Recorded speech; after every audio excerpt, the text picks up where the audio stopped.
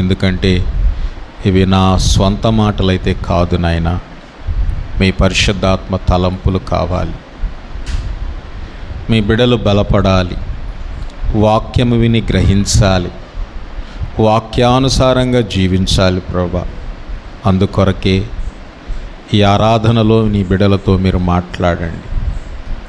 వాక్యము చెప్పనైనా మీ దాసుని అభిషేకించండి, ఆత్మతో నింపండి.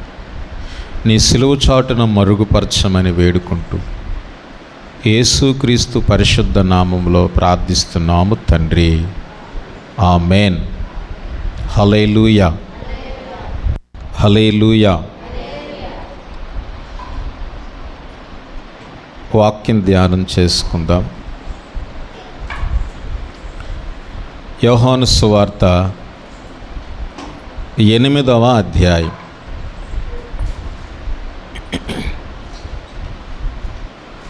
యోహాను సువార్త 8వ అధ్యాయం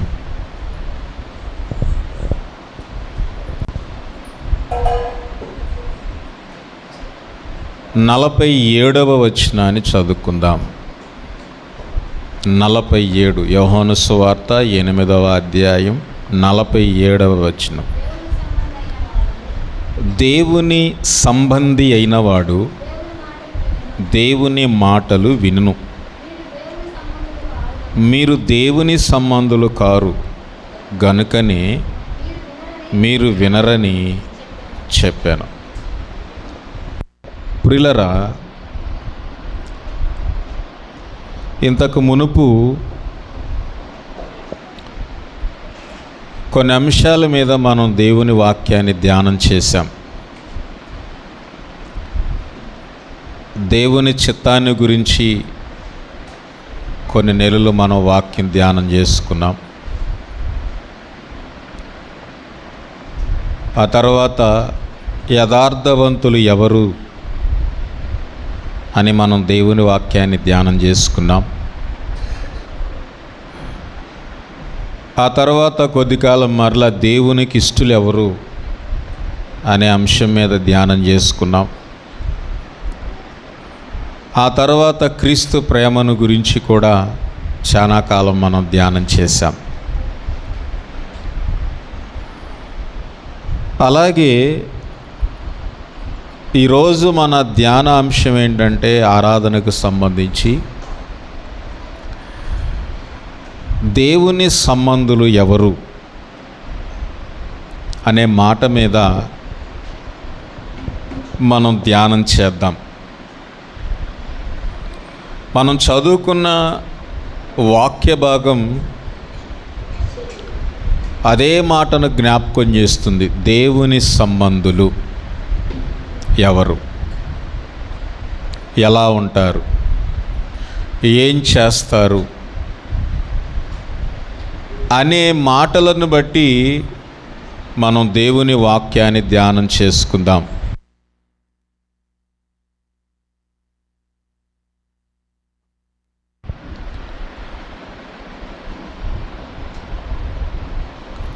అయితే మనం ఏ వాక్యం తీసుకున్నా, ఏ వాక్య భాగాన్ని ఆలోచన చేసినా ఆ ప్రతి వాక్యానికి మూలం, పుట్టుక, వేరు ఎక్కడ నుండి ప్రారంభమవుతుందంటే ఆదాము దగ్గర నుండే ప్రారంభమైంది. ప్రతి వాక్యం, ప్రతి అంశం మొదటి ఆదాముతోనే ప్రారంభమవుతుంది. ఆ తర్వాత కడపటి ఆదామైన ప్రభుతోనే అది ముగుస్తుంది. కనుక ఖచ్చితంగా మనం ఆదామును గురించి జ్ఞాపకం చేసుకోవాల్సిందే. ఒకసారి ఆదికాండంలోకి మనం వెళదాం. ఆదికాండము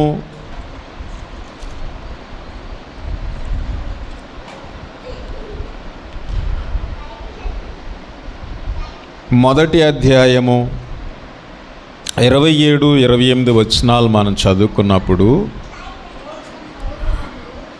దేవుడు తన స్వరూపమందు నరుని సృజించెను, దేవుని స్వరూపమందు వాణ్ణి సృజించెను, స్త్రీనిగాను పురుషునిగాను వాణ్ణి సృజించెను.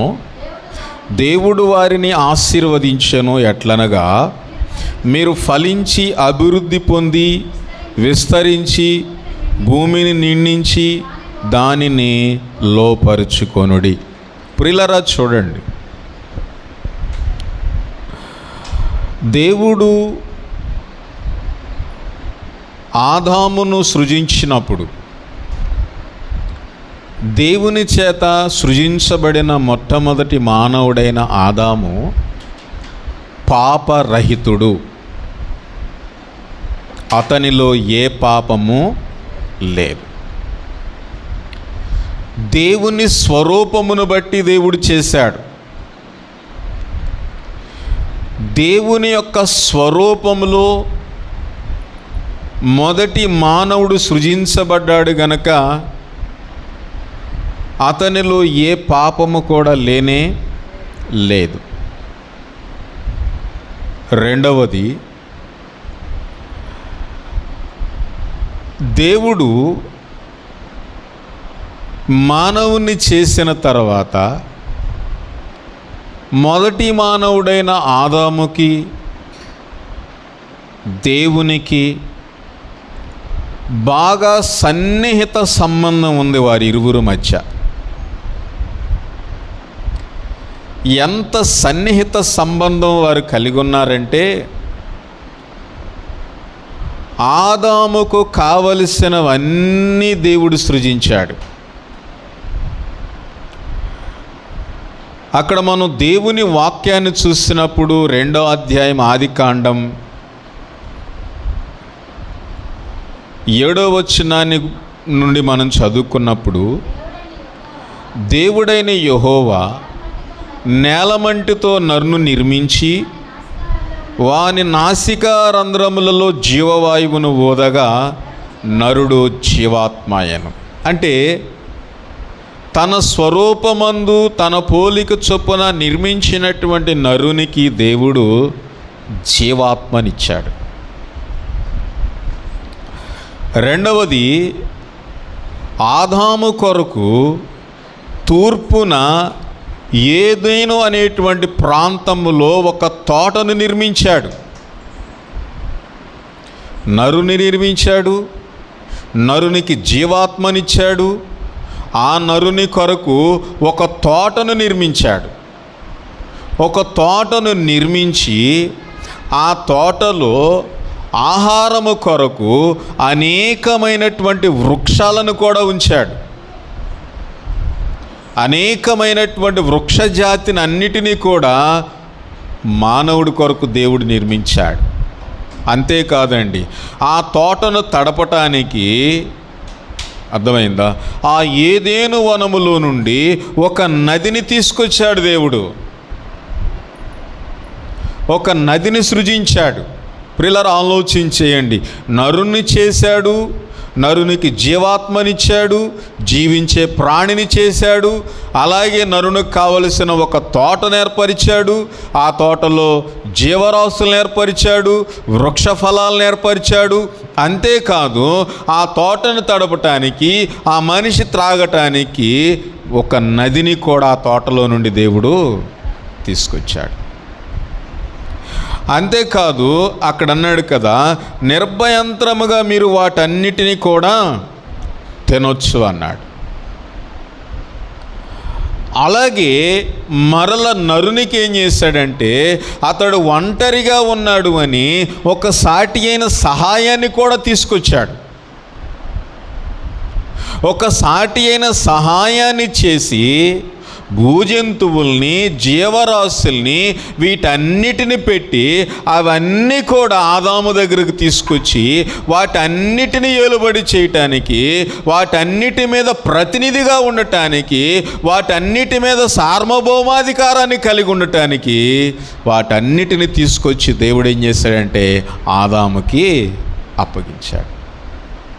ప్రియులారా ఆలోచించేయండి, దేవునికి మానవునికి ఎంత సన్నిహిత సంబంధం లేకపోతే దేవుడు మానవుని కొరకు ఇవన్నీ చేస్తాడు? ఆలోచించండి.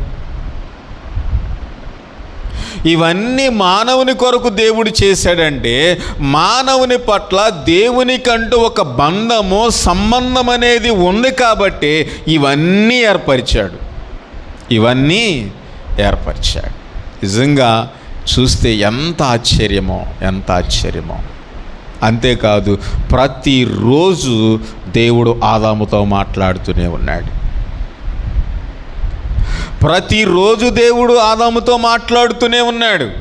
అంటే వారి ఇరువురి మధ్య ఉన్నటువంటి ఆ సన్నిహిత సంబంధం ఎంత ఉన్నతమైనదంటే ఆ ఆహ్లాదకరమైనటువంటి వాతావరణం, ఆ సంతోషకరమైనటువంటి వాతావరణం, ఆ సంతోషకరమైనటువంటి జీవితం. ఇప్పుడు ఆదాము ఎలా ఉన్నాడు అక్కడ ఏదెను వనములో? చెప్పండి.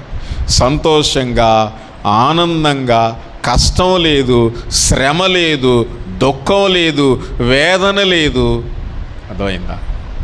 హ్యాపీగా జీవిస్తూ ఉన్నాడు. ఆదాము, తన భార్య, అక్కడున్న జీవరాశులు, జంతువులు ఇవన్నీ కూడా ఎలాగున్నారంటే ఒక సంతోషకరమైనటువంటి, ఆహ్లాదకరమైనటువంటి వాతావరణంలో ఆదాము జీవిస్తూ ఉన్నాడు. అది ఆదాము యొక్క జీవన విధానం. కారణం ఏంటంటే ఇప్పుడు ఆదాము, దేవుడు ఏం కలిగి ఉన్నారు? సన్నిహిత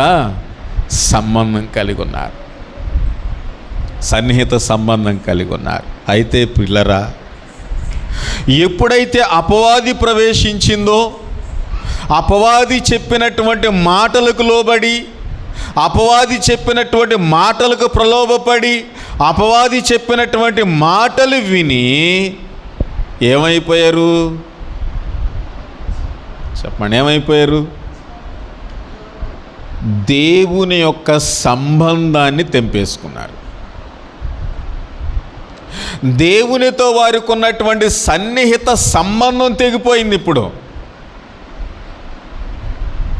ఇప్పుడు దేవుని దగ్గరకు రాలేనటువంటి పరిస్థితి, దేవునితో సహవాసం చేయలేనటువంటి పరిస్థితి, దేవునితో మాట్లాడలేనటువంటి పరిస్థితి, దేవునికి దూరంగా జరిగిపోయి దాక్కునేటువంటి పరిస్థితి ఎందుకు ఆదాముకి అవ్వకొచ్చిందంటే వారు దేవుని మాటను విడిచిపెట్టి దేవుని మాట వినకుండా ప్రియులారా అపవాది మాటలు వినటాన్ని బట్టి ఏమైపోయారంట? దేవునికి మనిషికి ఉన్నటువంటి సంబంధం తెగిపోయింది. ఆ బంధం తెగిపోయింది.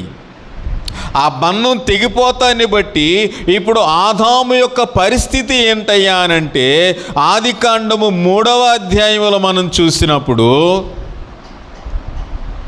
ఆదికాండం 3వ అధ్యాయము 17వ వచనాన్ని మనం చదువుకున్నప్పుడు,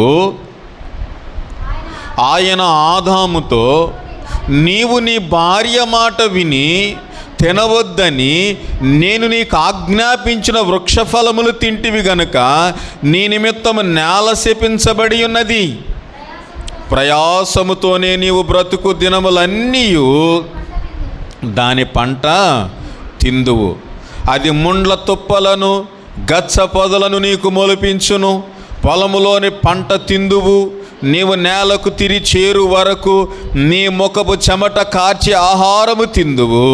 ఏలయనగా నేల నుండి నీవు తీయబడితివి, నీవు మన్నే గనక తిరిగి మన్నైపోవుదుమని చెప్పాడు. ప్రియులారా చూడండి, ఇప్పుడు ఆదాము యొక్క పరిస్థితి ఎలాగా మారిపోయిందయ్యా అనంటే కష్టపడాల్సిన పరిస్థితి వచ్చింది, శ్రమ పడాల్సిన పరిస్థితి వచ్చింది, చెమట కాచాల్సిన పరిస్థితి వచ్చింది, దుఃఖం వచ్చేసింది, ఏడుపు వచ్చేసింది, వేదన వచ్చేసింది. ఆదాము జీవితంలోకి కష్టం వచ్చింది, శ్రమ వచ్చింది, వేదన వచ్చింది, ఏడుపు వచ్చేసింది. ఇవన్నీ కూడా వచ్చేసాయి. కారణం ఏంటో తెలుసా? దేవునితో సంబంధం తెగిపోయింది కాబట్టి. ఎందుకు దేవునితో సంబంధం తెగిపోయిందంటే దేవుడి మాట వినలేదు ఆదాము. దేవుని మాట వినకపోవటాన్ని బట్టి, అపవాది మాట వినటాన్ని బట్టి దేవునితో సంబంధం తెగిపోయింది. ఆనందానికి బదులు వేదన వచ్చేసింది, సంతోషానికి బదులు దుఃఖం వచ్చేసింది. హ్యాపీగా కష్టపడకుండా జీవించాల్సినటువంటి ఆదాముకి కష్టం వచ్చేసింది. శ్రమ లేని జీవితానికి శ్రమ వచ్చేసింది. ఎంత వ్యత్యాసం వచ్చిందో చూడండి, ఎంత వ్యత్యాసం. అప్పుడు చెమట లేదు, ఇప్పుడు చెమట వచ్చేసింది. అప్పుడు వేదన లేదు, ఇప్పుడు వేదన వచ్చేసింది.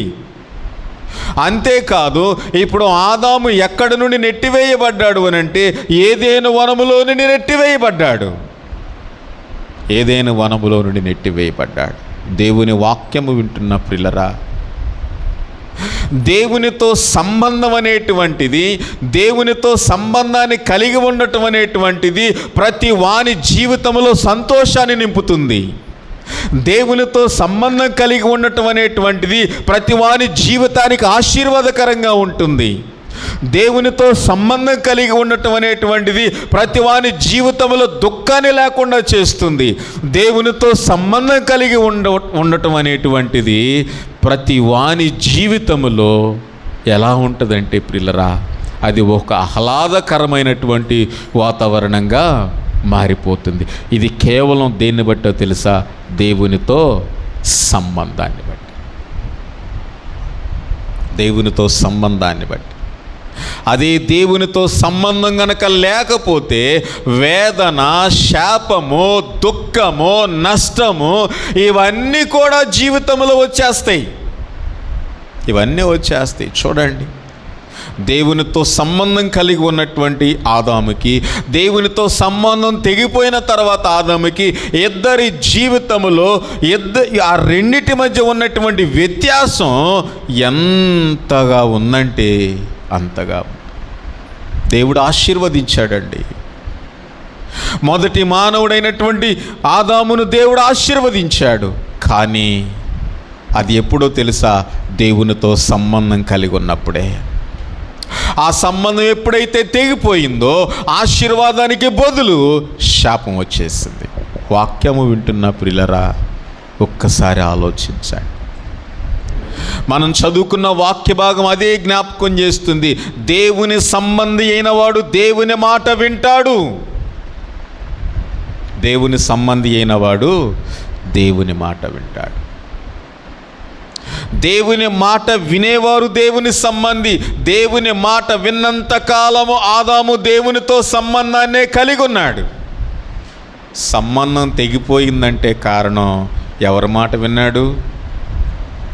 చెప్పండి, ఎవరి మాట విన్నాడు? అపవాది మాట విన్నాడు. ప్రియులారా, ఎందుకంటే వేరొక మాట మనిషికి ఎంత రుచికరంగా ఉంటుందో, దేవుని మాట కంటే కూడా వేరొక మాట ఎంత రుచించిద్దంటే ఆ రుచించినటువంటి మాట ఎంత దూరం తీసుకెళ్ళిద్దో తెలియదు. ఎంత దూరం తీసుకెళ్ళిద్దో తెలియదు.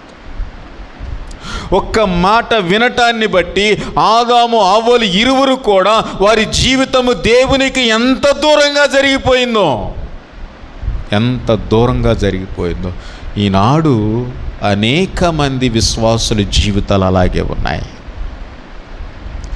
దేవుని మాట వినకుండా వేరొక మాటకు స్థానం ఇవ్వటం ద్వారా వారి జీవితాలు దేవునికి దూరంగా జరిగిపోయాయి, సంఘానికి దూరంగా జరిగిపోయాయి. కానీ ఏమాత్రము సంతోషం లేదు వారి జీవితాలకి, ఏమాత్రం ఆనందం లేదు వారి జీవితాలకి. కారణం ఏంటంటే నువ్వు తెంపుకుంది దేవునితో సంబంధాన్ని. దేంతోనంట? చెప్పండి, దేంతో తెంపుకున్నారు సంబంధం? దేవునితో సంబంధం తెంపుకున్నారండి. అర్థమైందా? నాతో కాదు బంధాన్ని తెంపుకుంది, విశ్వాసులతో కాదు బంధాన్ని తెంపుకుంది, సంఘముతో కాదు బంధాన్ని తెంపుకుంది, సహవాసముతో కాదు బంధాన్ని తెంపుకుంది. ఎవరితోనంటే దేవునితో. దేవునితో సంబంధం తెగిపోతే అది ఎంత దుర్భరమైన జీవితానికి దారితీస్తుందో తెలియదు. అందుకనే వాక్యం వింటున్న ప్రియులరా, దేవునితో సంబంధం కలిగి ఉండటం చాలా ప్రాముఖ్యం. అది ఎప్పుడంటే నువ్వు దేవుని మాట విన్నప్పుడు దేవునితో నువ్వు సంబంధం కలిగి ఉంటావు. నువ్వు పుట్టిన సంఘములో ఉన్నప్పుడు దేవునితో సంబంధాన్ని కలిగి ఉంటావు. నువ్వు పుట్టిన సహవాసములు ఎదుగుతున్నప్పుడు దేవునితో సంబంధం కలిగి ఉంటావు. నీ జీవితం ఆశీర్వాదకరంగా, ఆనందకరముగా, దుఃఖము లేని, శ్రమ లేనటువంటి ఆశీర్వాదకరమైన జీవితంలో నిన్ను ఉంచుతాడు.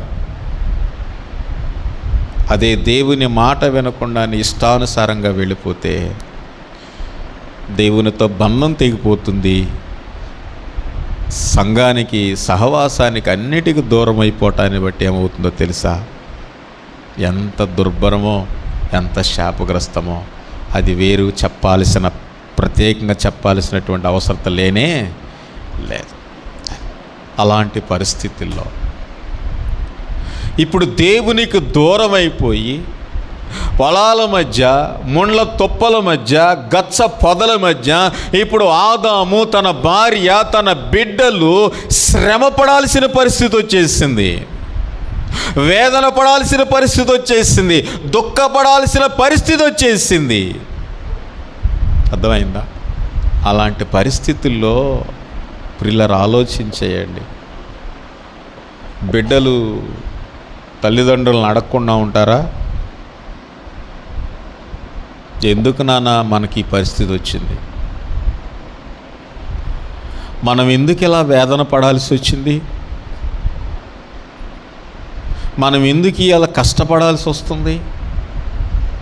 ఎంత కష్టపడినా ఫలితం రాక ఎందుకు శాపగ్రస్తమైన జీవితాన్ని జీవించాల్సి వస్తుంది? ఎందుకు మనకి వేదన అని చెప్పి తండ్రిని అడిగితే ఏం చెప్తాడా తండ్రి? చెప్పండి, ఏం చెప్తాడండి? తల్లిని అడిగితే ఏం చెప్పిద్ది? ఎవరైనా చెప్తారా? మేము ఎలా అని చెప్తారు ఎవరైనా? ఎవరు చెప్పరు. కానీ ఆదాము తన బిడ్డలకు చెప్పాడు. ఆదాము తన బిడ్డలకి ఏం చెప్పాడు అని అంటే, అయా, దేవుడు మనకు ఉన్నతమైన స్థితిని ఇచ్చాడు. ఒకప్పుడు ఒక మంచి సన్నిహిత సంబంధాన్ని కలిగి జీవించాను దేవునితో. మేము నాకు దేవుడు తన పోలికనిచ్చాడు. ఆయన పోలికలోనే నన్ను చేశాడయ్యా. అంతేకాదు నాకు జీవాత్మనిచ్చాడయ్యా. అంతేకాదు నా కొరకు ఒక ఏదైనా వనాన్ని నిర్మించాడయ్యా. ఆ ఏదైనా వనంలో నేను తినడానికి కావలసినటువంటి వృక్ష ఫలాలను ఇచ్చాడయ్యా. ఆ ఏదైనా వనంలో నేను జీవించడానికి, ఏలుబడి చేయటానికి జీవరాశుల్ని, జంతువుల్ని ఇచ్చాడయ్యా. అంతేకాదు ఒక నదినిచ్చాడు. ఆ జంతువులన్నిటికి కూడా ఏ పేరు పెట్టాలో నువ్వే పేరు పెట్టని చెప్పి ఆ జంతువులన్నిటిని నా దగ్గరికే తీసుకొచ్చాడయ్యా. ప్రతిరోజు నేను, మీ అమ్మ, దేవుడు కలిసి సహవాసం చేస్తూ, సంతోషిస్తూ, ఆనందిస్తూ ఒక ఆహ్లాదకరమైనటువంటి, ఆశీర్వాదకరమైనటువంటి జీవితాన్ని మేము జీవించాం. కానీ ఒక దినాన మేము వినగూడని మాట విన్నాం, వినగూడని వ్యక్తి మాట విన్నాం. అందుకే మాకు ఈ పరిస్థితి వచ్చింది. అందుకే మేము ఈనాడు మనం శ్రమపడాల్సి వస్తుంది. అందుకే ఈనాడు మనం కష్టపడాల్సి వస్తుంది. అందుకే మనం ఈనాడు దుఃఖించాల్సిన పరిస్థితి వచ్చిందని చెప్పి ఆదాము తన బిడ్డలకు చెప్పుకుంటూనే వచ్చాడంటండి. చెప్పుకున్నప్పుడు ప్రియులరా, మరలా ఆ పిల్లల్లో, ఆదాము పుట్టిన బిడ్డల్లో ఏం కలిగిందో తెలుసా? మరలా దేవునితో ఆ సంబంధాన్ని కలుపుకోవాలి. ఎక్కడైతే మా తండ్రి ద్వారా సంబంధం తెగిపోయిందో మరలా ఆ సంబంధాన్ని మేము కలుపుకోవాలి. మరలా పూర్వ పరిస్థితికి మేము వెళ్ళాలి. మరలా ఆశీర్వాదకరమైన జీవితాన్ని మేము గడపాలి. మా మీద ఉన్న శాపం పోవాలి, మా మీద ఉన్నటువంటి శ్రమ పోవాలి, మా మీద ఉన్నటువంటి వేదన పోవాలి. ఇవన్నీ పోవాలి అనంటే మరలా మేము దేవుని దగ్గర ఈ దేవునితో సంబంధం పెట్టుకుంటే తప్ప మాకు ఇది జరగదు అని చెప్పి నిర్ణయించుకున్నారు. అన్నదమ్ములిద్దరూ కూడా దేవుని దగ్గరికి ఏం తీసుకొచ్చారు? అర్పణ తీసుకొచ్చారు. కయ్యూను అర్పణ తెచ్చాడు, హేబేలు అర్పణ తెచ్చాడు. ఇప్పుడు వారు ఇరువురు కూడా అర్పణతో దేవుని దగ్గరకు వచ్చారు. ఎందుకంటే దేవునితో ఏం కలుపుకోవటానికంట అమ్మ చెప్పాలి, ఏం కలుపుకోవటానికి? సంబంధం. ఎందుకంటే తెగిపోయిన బంధాన్ని ఆయన మరలా కలుపుకోవటానికి, ఆ సంబంధం కొరకు వారు ప్రయాసపడ్డారు, ఆ సంబంధం కొరకు తాపత్రయపడుతున్నారు, ఆ సంబంధం కొరకే ఎదురు చూస్తూ ఉన్నారు. కాబట్టి ఇప్పుడు అర్పణ తీసుకొచ్చారు, కయ్యూను తీసుకొచ్చాడు అర్పణ. మొదట అర్పణ తీసుకొచ్చింది కయ్యూనే, కానీ దేవుడు అంగీకరించిన అర్పణ ఎవరిదంటే హేబేల్. హేబేలు యొక్క అర్పణ అంగీకరించాడు. ఎందుకు హేబేలు అర్పణను మాత్రమే దేవుడు అంగీకరించాడు? కయ్యూను అర్పణను ఎందుకు దేవుడు అంగీకరించలేదు అని అంటే ప్రిల్లరా, అక్కడే ఉంది కారణం ఏంటో తెలుసా? హేబేలు దేవుని మాట విన్నాడు. అర్పణను అర్పించేటువంటి క్రమంలో ఎవరి మాట విన్నాడంట? దేవుని మాటకు విధేయుడయ్యాడు. దేవుని మాటకు విధేయుడయ్యాడు కాబట్టే ఇప్పుడు హేబేలు దేవునికి అర్పణను అర్పించేటువంటి క్రమములో ఆ అర్పణను ఎలాగ ఎన్నుకున్నాడయ్యానంటే విశ్వాసము ద్వారానే ఎన్నుకున్నాడు. హల్లెలూయా. అది దేని ద్వారా అంట? విశ్వాసం ద్వారా. ఇప్పుడు వీరిద్దరూ కూడా, హేబేలేమో మందలో తొలుసూలు పుట్టినవి క్రొవ్విన వాటిని తీసుకొచ్చి అర్పించాడు. కానీ కయ్యూను తన భూమి పంటలో నుండే తెచ్చాడు, తన భూమి పంటలో నుండి తెచ్చాడు. తనకు పండింది తెచ్చాడు ఆయన, ఇతనికి పండింది తెచ్చాడు ఈయన. కానీ ఎందుకు అంగీకరించలేదు దేవుడు? చెప్పండి, ఎందుకు అంగీకరించలేదు? ఆయన దగ్గర ఉన్నది అది, ఈయన దగ్గర ఉన్నది. కానీ ఇక్కడ మనం గమనించాల్సిన విషయం ఏంటంటే ప్రియులరా, వాస్తవానికి ఇలాంటిది అర్పించాలని ఎవరు చెప్పలా వాళ్ళకి. ఇలాగ అర్పించాలని అంతకుముందు ఏ గ్రంథము లేదు వీళ్ళకి. వీళ్ళ తర్వాతే లేవియాకాండం రాశారు. అర్థమైందా? పర్టికులర్గా ఇలా అని ఎవరు చెప్పలా. కానీ గ్రంథము లేకపోయినా, ఎవరు చెప్పకపోయినా దేవుడున్నాడు. అర్థమైందా? దేవుడు చేసిన క్రియలున్నాయి, దేవుడు చేసిన కార్యాలున్నాయి, దేవుడు చెప్పేటువంటి మాట ఉన్నది.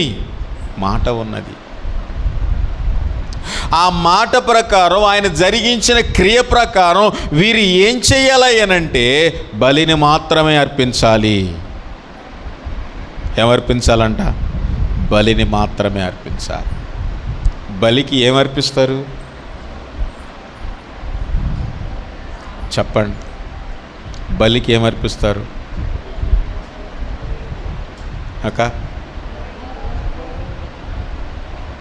సరే, అది కోడో ఏదో తర్వాత ప్రాణమున్న దానిని మాత్రమే అర్పిస్తారు.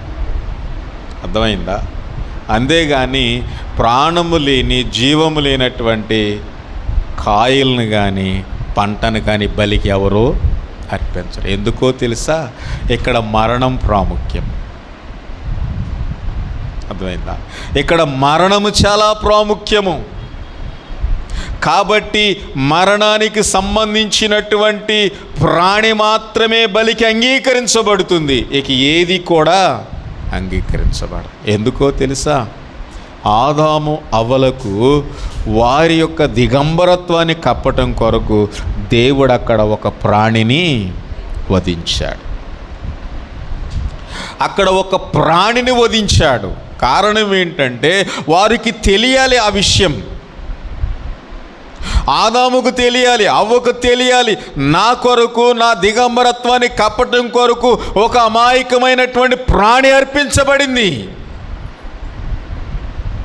కాబట్టి ఇక నేను మరలా పాపం చేయకూడదు, ఇక నేను మరలా పాపపు జోలికి వెళ్ళకూడదు.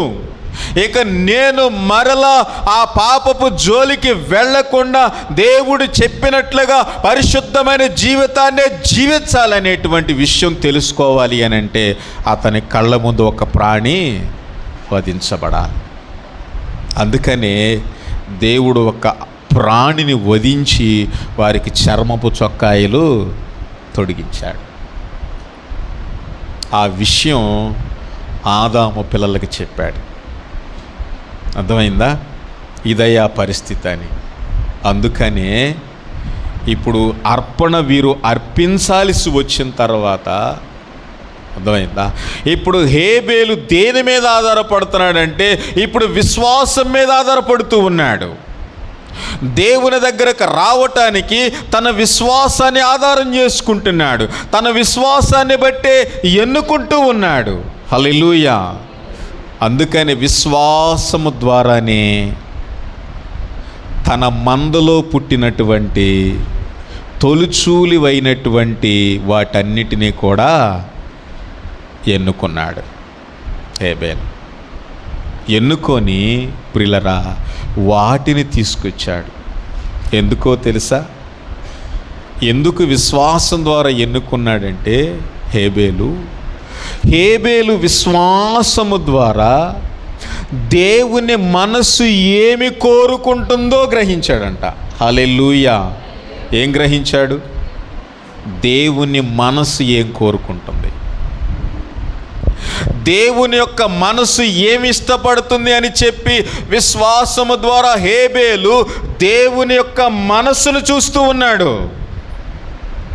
దేవుని మనస్సును చూస్తూ ఉన్నాడు. దేవుని మనసు ఏం కోరుకుంటుందో చూశాడు.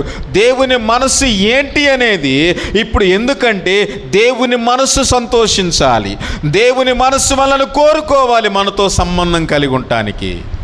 అందుకని హేబేలు దేవుని మనస్సును మాత్రమే తలస్తున్నాడు, ఏమీ చోట్ల. ఆ మనసు ఏం కోరుకుంటుందో అనేటువంటిది తెలుసుకొని దేవుడు చెప్పిన ఆ మాటను బట్టి తొలిచూలువన్నిటినీ కూడా ఏర్పరచుకొని తీసుకొచ్చి దేవునికి అర్పణగా అర్పించాడు. దేవునికి అర్పణగా అర్పించినప్పుడు హేబేలు యొక్క అర్పణను దేవుడు ఏం చేశాడంట? చెప్పాలి. ఏం చేశాడు? అంగీకరించాడు. ఇప్పుడు దేవుడు హేబేలు అర్పణ అంగీకరించాడంటే ఇప్పుడు మరలా హేబేలుకి దేవునికి మధ్య సంబంధం కలిసిపోయింది. ఇద్దరి మధ్య ఏమైపోయింది? సంబంధం కలిసిపోయింది. అర్థమైందా? దేవుని వాక్యం వింటున్న పిల్లరా ఎంత గొప్ప విషయమో తెలుసా అండి.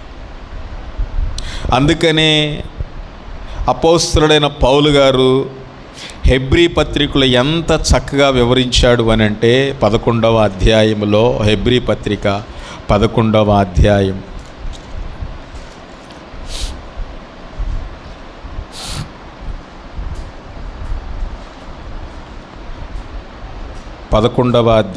4వ వచనం. విశ్వాసమును బట్టి హేబేలు కయ్యోను కంటే శ్రేష్టమైన బలిని దేవునికి అర్పించాడు. ఎలాంటి బలిని అర్పించాడంట? దేన్ని బట్టి? విశ్వాసమును బట్టి. హేబేలు విశ్వాసమును బట్టి కయ్యూను కంటే శ్రేష్టమైనటువంటి బలిని అర్పించాడు. దేవుని వాక్యం వింటున్న ప్రియులారా, విశ్వాసము ద్వారానే ఎన్నుకున్నాడు, విశ్వాసము ద్వారానే తీసుకున్నాడు, విశ్వాసము ద్వారానే అర్పించాడు. అంటే పూర్తిగా హేబేలు ఎవరి మీద ఆధారపడ్డాడు? దేవుని మీద ఆధారపడ్డాడు. ఆధారపడిన దేవుని మీద ఏముంచాడంట? విశ్వాసం. అంతే. అతని విశ్వాసమే దేవునితో సంబంధాన్ని కలిపింది. అతని విశ్వాసమే. విశ్వాసము ద్వారానే బలర్పించటానికి పశువుని ఎన్నుకున్నాడు. విశ్వాసము ద్వారానే దేవుని మనసు ఏం కోరుకుంటుందో తెలుసుకున్నాడు. విశ్వాసము ద్వారానే దేవుని మాట విన్నాడు. విశ్వాసము ద్వారానే బలి అర్పించాడు. అందుకనే హేబేలు అర్పించిన బలి కయ్యూను అర్పించిన దానికంటే శ్రేష్టమైంది. దేవునికి స్తోత్రం చెప్పండి. అందుకని ఇప్పుడు దేవుడే హేబేలు అర్పించినటువంటి అర్పణను గురించి ఇస్తున్న సాక్ష్యం ఏంటంటే, విశ్వాసమును బట్టి హేబేలు కయ్యూను కంటే శ్రేష్టమైన బలి దేవునికి అర్పించెను. దేవుడు అతని అర్పణను గురించి ఎవరిని గురించి ఇచ్చాడు చెప్పండి? ఎవరిని గురించి అంట? హేబేలు అర్పించిన అర్పణను గురించి ఎవరిస్తున్నారంట? దేవుడిస్తున్నాడు. ప్రియులరా చూడండి, దేవునితో హేబేలుకు ఏర్పడిన బంధం ఎలాంటిదో చూడండి. విశ్వాసము ద్వారా దేవునితో సంబంధాన్ని ఏర్పరచుకున్నాడు. విశ్వాసము ద్వారా దేవునితో బంధాన్ని ఏర్పరచుకొని విశ్వాసము ద్వారానే దేవుని మనసు ఏం కోరుకుంటుందో అర్పించాడు. ఇప్పుడు ఇద్దరి మధ్య ఏం ఏర్పడిందంట? ఇక్కడ ఒక మాట నేను జ్ఞాపకం చేస్తా, అర్థమైందా? ఏంటి అని అంటే, ఆదికాండం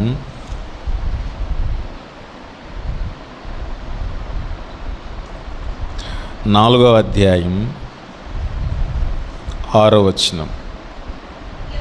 యెహోవా కయ్యూనుతో, నీకు కోపమేలా?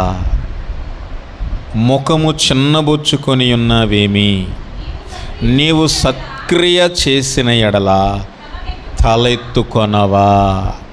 ఇక్కడ ప్రియులరా, హేబేలు ఒక సత్క్రియను చేస్తూ ఉన్నాడు. అర్థమైందా? దేవునికి అర్పణ అర్పించి హేబేలు ఏం చేశాడంటే సత్క్రియను జరిగించాడు. అందుకని అదే మాటను ఎత్తిపట్టి కయ్యూనుతో ఎందుకు మాట్లాడుతున్నాడు తెలుసా? కయ్యూను, నువ్వు ఏదైనా సత్క్రియ చేస్తే తలెత్తుకుంటావు కదా. అది కారణం ఏంటో తెలుసా? కయ్యూను ఆ సత్క్రియ చెయ్యలేకపోయాడు. కయ్యూను ఒక మంచి సత్క్రియను జరిగించలేకపోయాడు. దేవుని మనసు ఏం కోరుకుంటుందో తెలుసుకోలేకపోయాడు. దేవుని మనసులో ఏముందో తెలుసుకోలేకపోయాడు. విశ్వాసం మీద ఆధారపడలేకపోయాడు. విశ్వాసం ద్వారా ఎంచుకోలేకపోయాడు. సత్క్రియను జరిగించుకోలేకపోయాడు. అర్థమైందా? ఇప్పుడు అర్పణ అర్పించి దేవుడు ఆ అర్పణను అంగీకరించటం ద్వారా హేబేలు సంతోషిస్తున్నాడు. హేబేలు ఏం చేస్తున్నాడంట? సంతోషిస్తున్నాడు. హేబేలు ఆనందిస్తూ ఉన్నాడు. కానీ కయ్యూను ఏం పడుతున్నాడు? అమ్మా, కోపం. ఎందుకు వచ్చింది కోపం? కయ్యూను కోపం ఎందుకు? కయ్యూను మొహం ఎందుకు చిన్నబుచ్చుకుంది? అర్థమైందా అమ్మా? అంతే, దేవుడు చెప్పింది చేయలా. ఎప్పుడైనా గుర్తుపెట్టుకోండి, దేవుని మాట ప్రకారం దేవుని చిత్తానుసారంగా జరిగించకపోతే దేవుడు ఎప్పటికీ అంగీకరించడో లక్ష్య పెట్టాడు. నువ్వు కోపడ్డ తర్వాత నీ ముఖం చిన్నబుచ్చుకున్నా దానికి ఎలాంటి పర్యవసానం అనేది ఉండనే. మనము ముఖం చిన్నబుచ్చుకున్నామనో లేకపోతే మనం కోపపడ్డామనో దేవుడు తన మనసు మార్చుకోడు. మన యొక్క విధి విధానాలు బట్టి దేవుడు తన విధానాన్ని మార్చుకోడు, తన ప్రణాళికను మార్చుకోడు ఎప్పటికి కూడా. అర్థమైంది? అందుకని దేవుని దగ్గర ఉన్నప్పుడు, దేవుని ఎదుట ప్రభుని ఆరాధించేటప్పుడు, దేవుని సన్నిధిలో ప్రభు దగ్గర మనం ఉన్నప్పుడు ఎలా ఉండాలో తెలుసా? ఎలా ఉండాలి? హృదయపూర్వకంగానే ఉండాలి. ఎందుకంటే దేవుడు చూసేది మన హృదయాన్ని. దేవుడు చూసేది మన హృదయాన్ని. ఇప్పుడు హేబేలు దేవుని మనసు ఏం కోరుకుంటుందో తెలుసుకొని దేవుని చిత్తానుసారమైనటువంటి ప్రణాళికను బట్టి, దేవుని సంకల్పాన్ని బట్టి అర్పణను అర్పించాడు. ఆ అర్పణ దేవుడు అంగీకరించాడు. ఇప్పుడు దేవునితో సంబంధం ఏర్పడిపోయింది గనక ఇప్పుడు హేబేలు ఆనందిస్తూ ఉన్నాడు, హేబేలు సంతోషిస్తూ ఉన్నాడు. హేబేలుకు మరలా దేవుడు ఆశీర్వాదకరమైన జీవితాన్ని ఇచ్చాడు. కానీ కయ్యూను ఏమైపోయాడు అమ్మా? దేశదిమ్మరైపోయాడు, శాపగ్రస్తమైన జీవితంకి వెళ్ళిపోయాడు. అర్థమైందా? ఆశీర్వాదములో నుండి తొలగిపోయాడు. ఇక ఎప్పటికీ కయ్యోను కుటుంబం అనేది మరలా ఆశీర్వాదం కిందకి రాలా. ఎందుకో తెలుసా? దేవుని మాట వినలేదు, దేవునితో సంబంధం తెంపుకున్నాడు, దేవునికి దూరంగా జరిగిపోయాడు, పారిపోయాడు. అర్థమైందా? వాక్యం వింటున్న ప్రియులారా, దేవునితో సంబంధం తెగిపోతే ఎలాంటి ఆలోచనలు వస్తాయి? అర్థమైందా? ఎలాంటి ఆలోచనలు వస్తాయి? కయ్యూను ఎందుకు హేబేలును చంపాడు? సొంత తమ్ముడండి, తన తర్వాత పుట్టిన తమ్ముడు. తను పాలు తాగిన తర్వాత ఆ తర్వాత ఆ హేబేలు తాగిన పాలు. కానీ ఎందుకు చంపాడు? ఎందుకు ఆ ఆలోచన వచ్చింది అని అంటే, దేవుని సంబంధిగా లేకపోతే దుష్ట తలంపులే వస్తాయి. ఏ తలంపులు వస్తాయి? దుష్ట తలంపులు, చెరుపు చేసే తలంపులు, ఇవన్నీ వచ్చేస్తాయి. ఆ ఆలోచనలో పుట్టినటువంటి తలంపుల వలననే సొంత తమ్ముడని కూడా చూడకుండా చంపేశాడు, శాపానికి గురైపోయాడు. వాక్యం వింటున్న ప్రియులారా, మనం అలా ఉండకూడదు. హేబేలును పోలి హేబేలును మాదిరిగా తీసుకొని హేబేలు జీవితాన్ని మనం జ్ఞాపకం చేసుకుంటూ ప్రభు చెప్పిన ప్రతి మాటను బట్టి తలస్తూ మనము దేవుని సన్నిధికి వచ్చి దేవుణ్ణి మనము హేబేలు వలె హృదయపూర్వకంగా మనపూర్వకంగా ఆరాధించినప్పుడు నీకు నాకు మధ్య దేవుని సంబంధం కొనసాగుతూనే ఉంటుంది. ఆ సంబంధం కొనసాగినంత కాలము నీ జీవితం ఆశీర్వాదకరంగానే ఉంటుంది. దేవుని స్తోత్రం చెప్పండి, హల్లెలూయా. కాబట్టి వాక్యం వింటున్న ప్రియులారా, దేవుని మాట ఎవరైతే వింటారో వారు దేవుని సంబంధం. ఆదాము దేవుని మాట విన్నంత కాలము దేవునితో సన్నిహిత సంబంధం కలిగి ఆహ్లాదకరమైనటువంటి వాతావరణంలో ఆశీర్వాదకరమైన వ్యక్తిగా ఉన్నాడు. ఎప్పుడైతే దేవుని మాట విడిచిపెట్టి అపవాది మాట విన్నాడో శాపానికి గురైపోయి ఆశీర్వాదాన్ని వదిలిపెట్టేసి బయటకు వచ్చేశాడు. కానీ హేబేలు దేవునికి అర్పణ అర్పించుట ద్వారా ఆ సంబంధాన్ని మరలా తెచ్చుకున్నాడు, దేవుని ఆశీర్వాదాన్ని పొందుకున్నాడు. అర్థమైందా? అతడు అర్పించినటువంటి ఆ అర్పణను బట్టి నీతిమంతుడని సాక్ష్యం పొందాడు. హల్లెలూయా. ఎలా అయ్యాడంట? హేబేలు చనిపోవచ్చు, కానీ హేబేలు నీతిమంతుడు. దేవునికి స్తోత్రం చెప్పండి. హేబేలు పరలోక పౌరుడైపోయాడు. హేబేలు విశ్వాస వీరుల్లో మొదటి వ్యక్తిగా చేర్చబడ్డాడు. హేబేలు పరలోకాన్ని స్వతంత్రించుకున్న వ్యక్తిగా మార్చబడ్డాడంటే దానికి కారణం ఏంటో తెలుసా? దేవునికి హేబేలుకున్న సంబంధం అలాంటిది. ఆ సంబంధమే హేబేలుని నీతిమంతుడిగా, పరలోక పౌరునిగా, ఆశీర్వాదకరమైన వ్యక్తిగా ఉంచింది. అలాగే మనము కూడా హేబేలు వలె దేవునితో సంబంధం కలిగి ఉన్నప్పుడు నీతిమంతులంగా తీర్చబడతాం, పరలోక పౌరులంగా మార్చబడతాం. అంతేకాదు దేవునిలో ఆశీర్వదించబడతాం. దేవుడి మాటలు మీ హృదయాల్లో ఫలింపచేయును గాక. ఆమేన్. ప్రార్థన చేసుకుందాం. ప్రార్థన చేసుకుందాం. ప్రార్థన చేసుకుందాం. చేయండి, ప్రార్థన చేయండి. అందరూ కూడా విన్న వాక్యాన్ని బట్టి